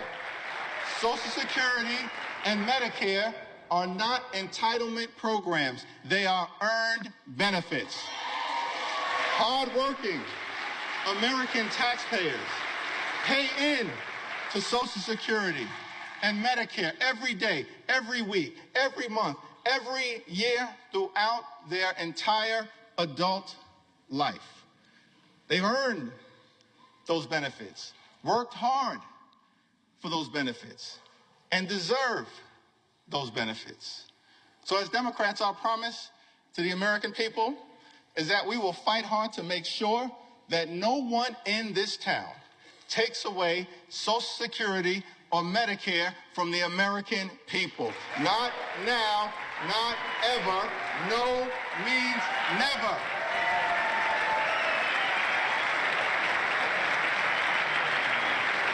Our position is that it is not acceptable to cut Social Security, cut Medicare, cut Medicaid, cut veterans' benefits, or cut nutritional assistance from children and families in order to pay for massive tax breaks for billionaires and wealthy corporations.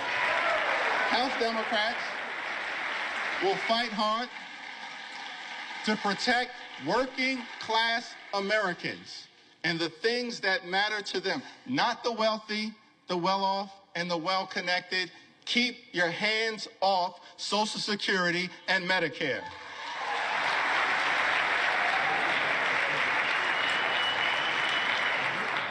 Over the last 4 years, it's been a great honor for us to work alongside President Joe Biden and Vice President Kamala Harris, whose administration rescued the economy from a once-in-a-century pandemic, delivered historic infrastructure investments, created more than 15 million good-paying jobs, enacted common-sense gun safety legislation for the first time in 30 years, provided life-sustaining health insurance to veterans suffering from toxic exposure, championed the largest investment in combating the climate crisis in the history of the world, which we will defend, and brought down the high price of life-saving prescription drugs for millions of Americans. Thank you, President Biden and Vice President Harris, for your powerful, principled, and purposeful public service. Thank you.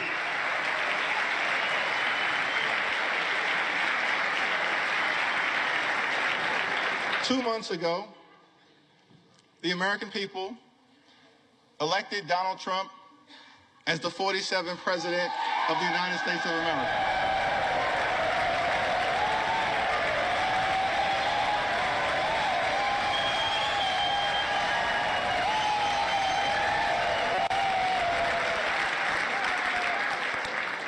Thank you for that very generous applause. It's okay. There are no election deniers on our side of the aisle. You see, one should love America. One should love America when you win and when you lose. That's the patriotic thing to do, and that's the America that House Democrats will fight hard to preserve, because we love this country. America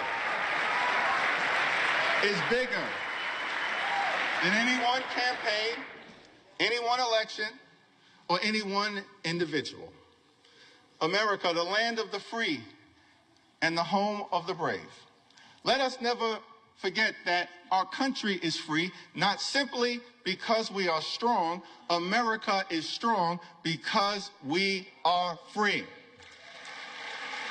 That freedom is now under assault.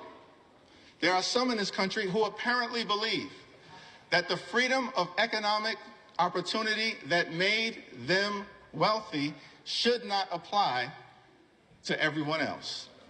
Our message to that crowd is simple. Democrats will never abandon the long walk toward freedom. We will fight hard to defend the freedom of opportunity that makes the American dream possible. We will fight hard for the freedom to vote, and to fight for a government of the people, by the people, and for the people. We will fight for the freedom to organize and join a union of your choice. We will fight to defend the free enterprise system, but work hard to make sure that it actually works for working class Americans. And we will always defend a woman's freedom to make her own reproductive health care decisions. America promises one nation, under God, indivisible, with liberty and justice for all. That's the America House Democrats will fight hard to preserve. God bless you. God bless the House of Representatives. May God continue to bless the United States of America.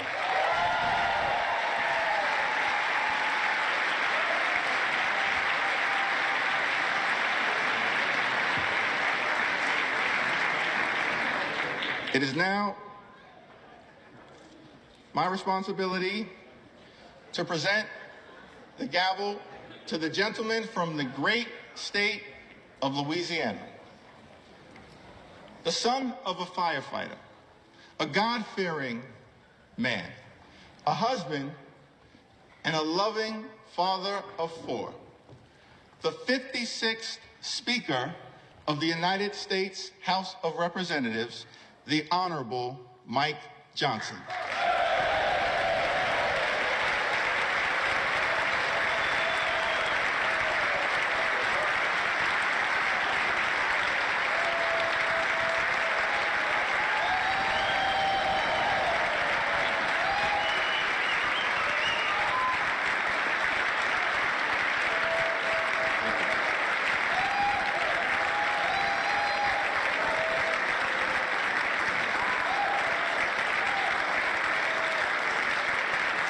Thank you.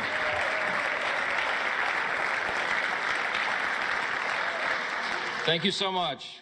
Thank you, Leader Jeffries, all of our treasured colleagues here in the House.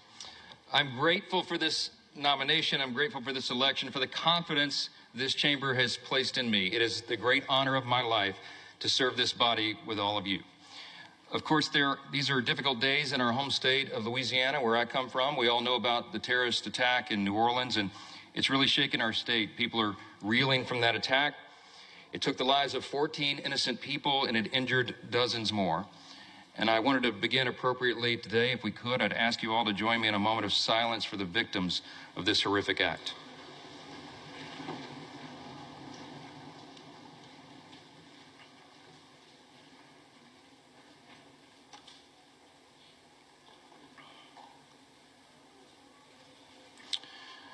Thank you. Thank you for that.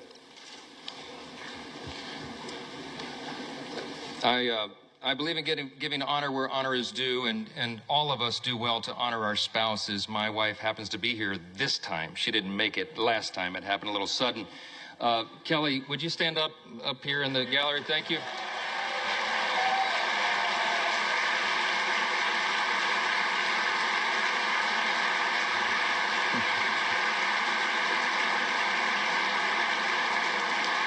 And we have our 4 children here, Hannah, Abby, Jack, and Will. We all stand up just really quickly. Come on.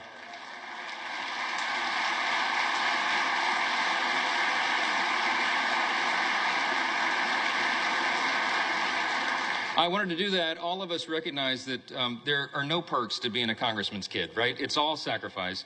And our spouses put up with so much, endless hours in travel and all the responsibilities upon us. And we're good to remind them how important they are to us and how we could not do the job without them. And so it's appropriate for all of us to do that. Thank you. Thank you, guys.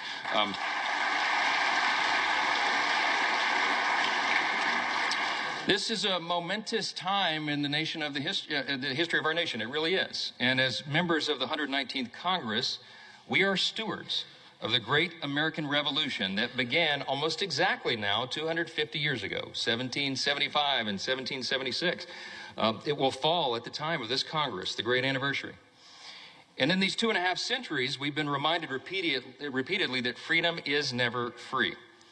And we have stood tall as the greatest nation on the face of the earth. It is without debate. We are the freest, the most powerful, most benevolent nation that has ever been in the history of the world. And it's not by happenstance. We're the ones who settled the West. We're the ones who ended slavery, who laid the transcontinental railroad, who gave women the right to vote, who won 2 world wars, who landed on the moon, and who won the Cold War. Throughout our history, we have done what no one thought was possible.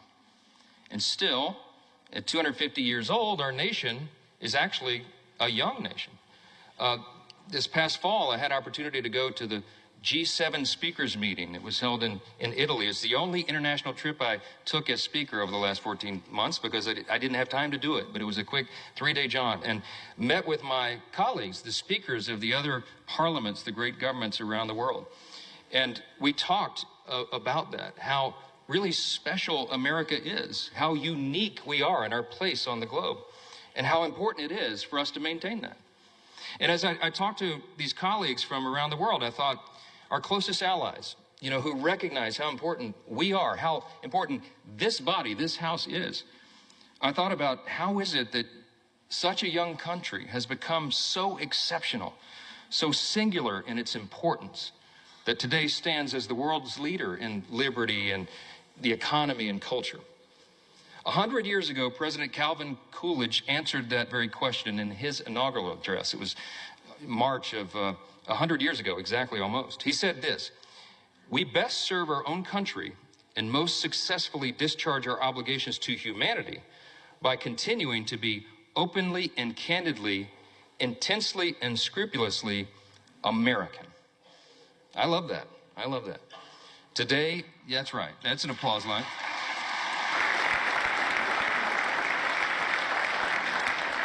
Today, my friends, our nation is the envy of the world. Why? Because we have been marked by a spirit and a people who are explicitly that. We are explicitly American. We don't try to be like other nations, and we recognize that a strong America is good for the entire world. And everybody around the globe knows that. That's right.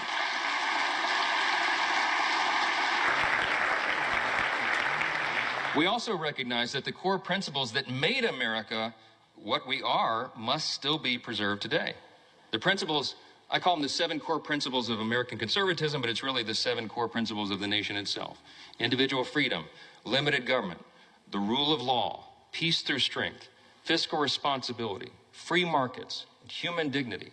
These are the ingredients, the things that made us who we are. And in America, we know that human flourishing is best achieved by adherence to time-tested truths. We could list a number of those simple truths. Here's a couple. It's better to give a hand up than a hand out. That innovation thrives when bureaucracy dies.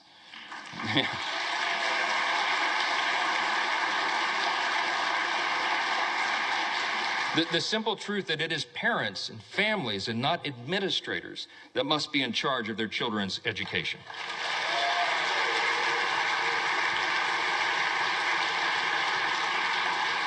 The path of prosperity has long been paved with policies that put America and Americans first. And that is what we will champion in the 119th Congress.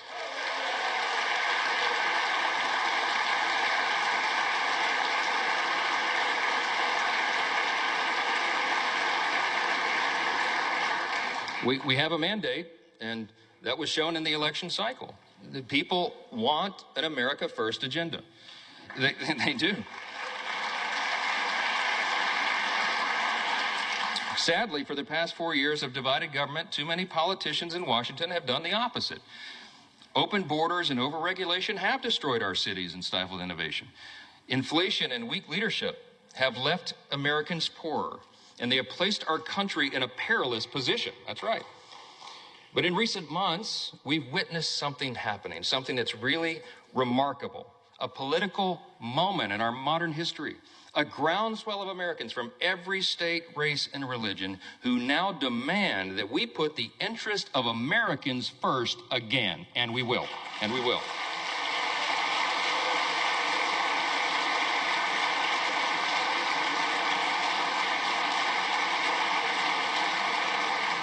This is a powerful new coalition of our country. It's a coalition that insists that we purge the policies of America last and we bury them in the graveyard of history's mistakes, because it was a big mistake.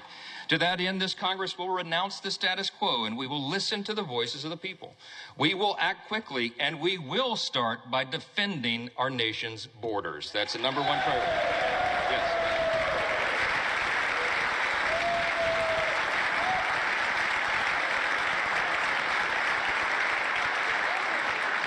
In coordination with President Trump, This Congress will give our border and immigration enforcement agents the resources that they need to do their job.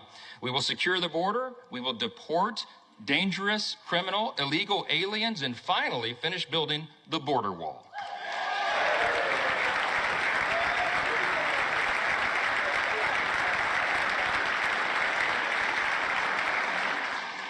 You said you'd work with us on that, Hakeem. I'm counting on it. After 4 years of high inflation, we have a big agenda. We have a lot to do, and we can do it in a bipartisan fashion. We can fight high inflation, and we must. We'll give relief to Americans, and we'll extend the Trump tax cuts.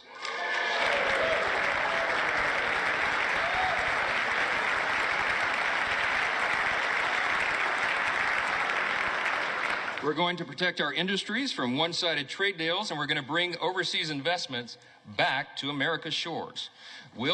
That's right. We'll defeat the harmful effects of inflation, and we'll make life affordable again for America's hardworking people.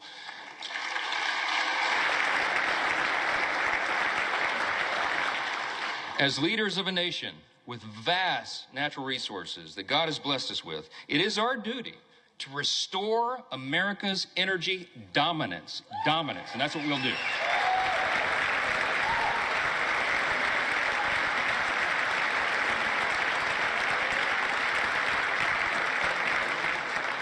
We have to apply common sense. We have to stop the attacks on liquefied natural gas, pass legislation to eliminate the Green New Deal, that funding.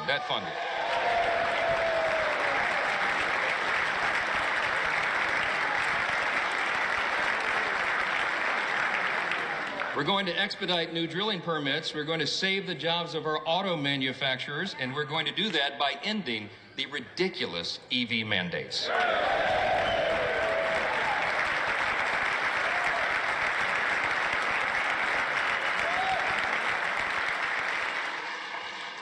And as heirs to the American Revolution and the descendants of patriots who defied tyranny, in the coming months, we are going to pass legislation to roll back the totalitarian fourth branch of government known as the administrative state.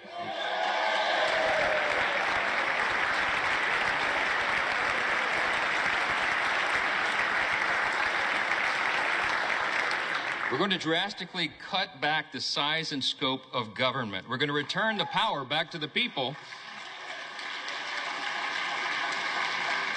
And in coordination with President Trump and his administration, we are going to create a leaner, faster, and more efficient federal workforce. We need to do that. Our people do not deserve to be ruled by millions of bureaucrats they've never voted for, never met, and can never hold accountable. They deserve a government that is led by those they've elected to lead. That is how Article 1 is supposed to work. That was the idea of the Congress, and we will return to that principle.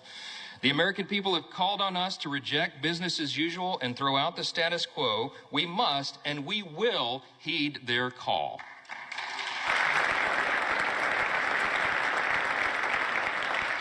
This is especially important as it comes to our nation's military. For too long, the Washington establishment has sought to appease and accommodate our nation's adversaries. They've tried to replace our military warriors with social justice warriors. It does not work. And while we're still the most powerful fighting force in the history of the world, by God's grace, the same establishment has eroded the capacities of our Army and Navy and diminished the readiness of our Air Force. We have to put an end to this madness.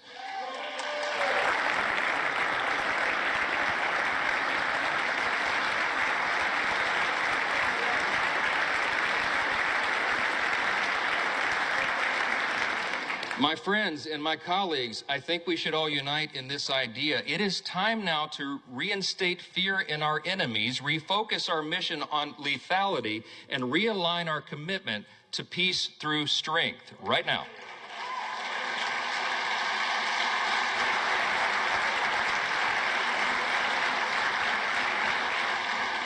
We have to prioritize the things that matter most. We have to make adequate investments in defense.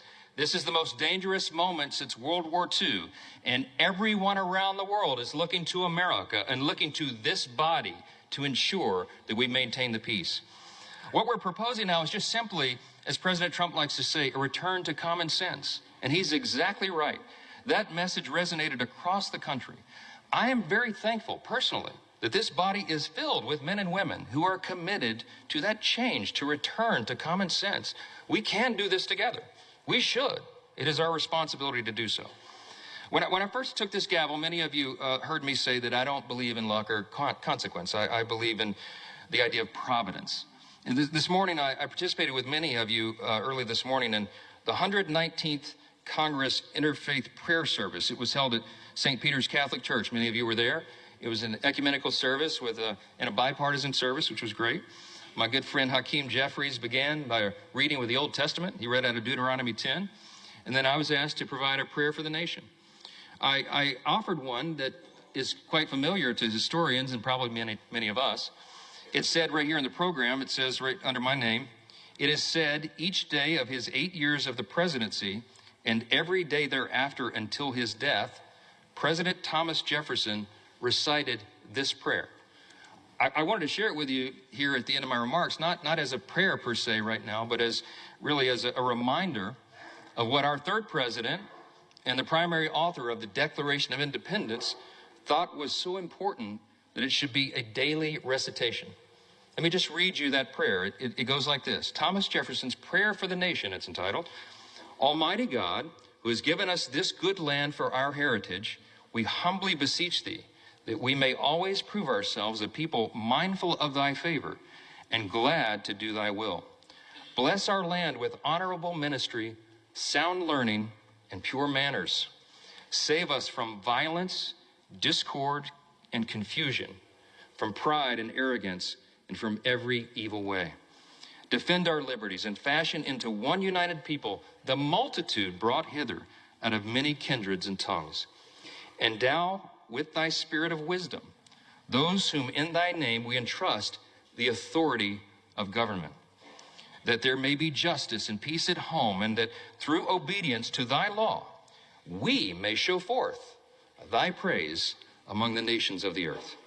In time of prosperity, fill our hearts with thankfulness, and in the day of trouble, suffer not our trust in thee to fail, of which we ask through Jesus Christ our Lord. Amen. That was Thomas Jefferson's prayer. Yeah.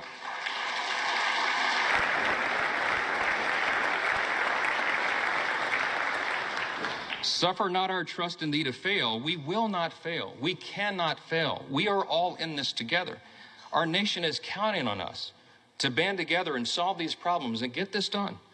I've said before that I believe God has elevated each one of you, this is my belief, to your positions of leadership. And it's an act of providence that you've all been placed in your specific roles in this specific moment at this historic time, at the 250-year inflection point of the greatest nation in the history of the world.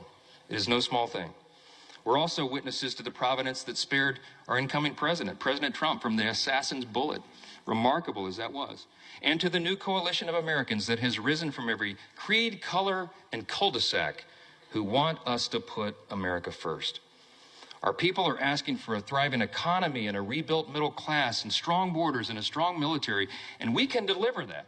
See, these objectives and these aims don't have an R or a D behind them. They have a USA. That's what we're about.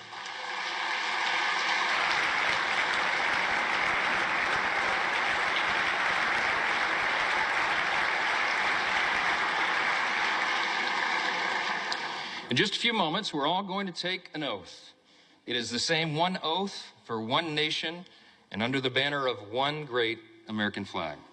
This is an opportunity for us to protect our shared American heritage, to maintain the conditions needed for self-government, and to defend what Hakeem said earlier, the rights to life, liberty, and the pursuit of happiness.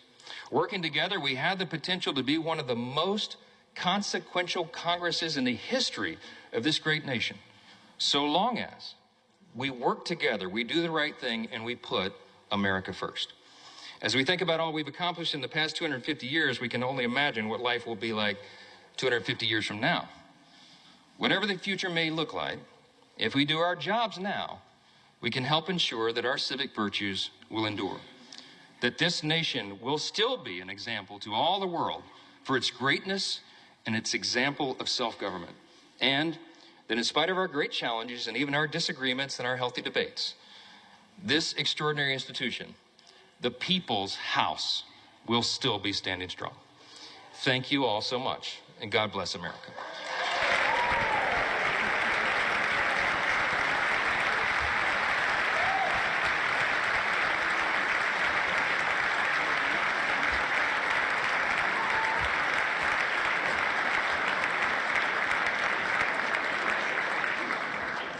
So as the sequence of events requires, I am now ready to take the oath of office. I ask the Dean of the House of Representatives, the Honorable Harold Rogers of Kentucky, to administer the oath.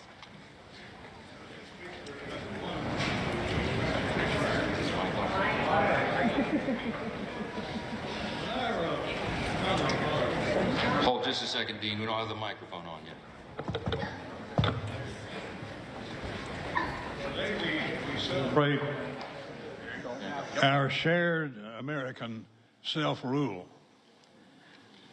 When our founding fathers rejected calls for an American king and chose a bold and innovative government of self-rule, it was met by opposition, understandably, by the world's kings. They said, "You can't govern yourself. You need a king to direct the country." They said, "It's only a dream, self-rule." The founding fathers said, "You're right.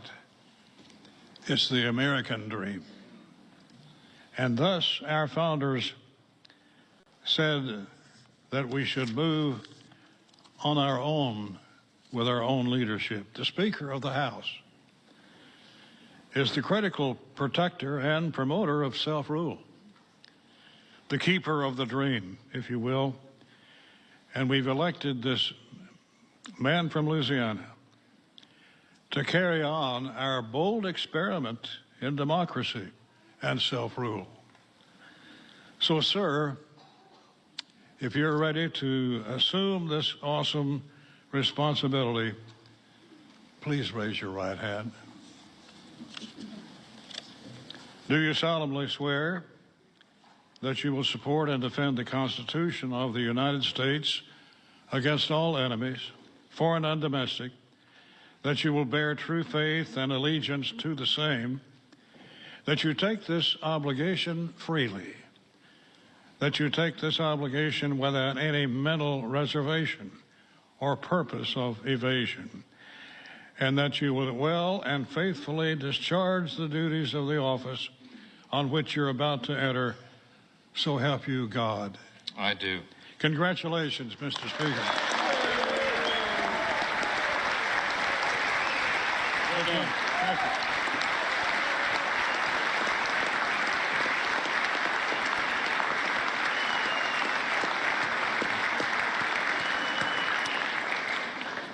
You may as well remain standing, because according to precedent, the chair will swear in the members-elect en masse.